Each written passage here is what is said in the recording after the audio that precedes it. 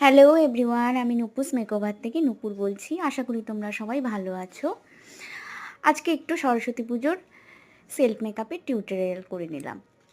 দেখো, আমি প্রথমেই একটু শাড়ি পরে নিলাম, তারপর মুখটা ক্লিন করে একটু ক্রিম মাখিয়ে নিলাম।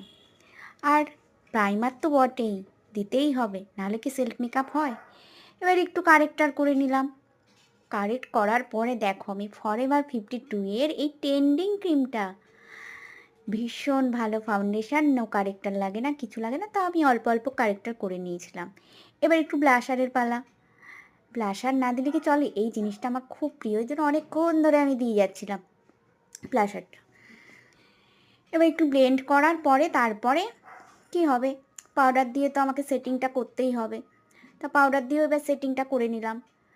করার পরে দেখো তোমরা কি আসছে, এবার একটু ব্লাশার আবারও, তারপর একটু হাইলাইটার। হাইলাইটার না দিলে চলে, এটা খুব পছন্দের জিনিস আমার। যাই হোক, এবার একটু আইব্রোটা করে নিলাম। আইব্রো করে এবার আই মেকআপের পালা। আই মেকআপটাতে কী করবো সেটাই ভাবছি। ও, তার মাঝখানে বলে দিই, 2025 থেকে 2026-এর ব্রাইডাল মেকআপের বুকিং কিন্তু শুরু হয়ে গেছে। তোমরা যারা যারা তোমাদের স্পেশাল ডেতে আমাকে কন্ট্যাক্ট করতে চাও, অবশ্যই কন্ট্যাক্ট করতে পারো। এইবার দেখো আই মেকআপটা, শাড়িটার সঙ্গে তো ম্যাচিং করে আই মেকআপটা করতে হবে। যাই হোক, আই মেকআপও করে নিলাম। এবার কি করতে হবে বলো তো? হ্যাঁ, এবার করতে হবে মাস্কারা। মাস্কারা না দিলে চলে, ল্যাশটাকে তো বড় বড় করতে হবে না। মাস্কারা দেওয়ার পরে আমি চলে গেলাম লিপস্টিকের পালা।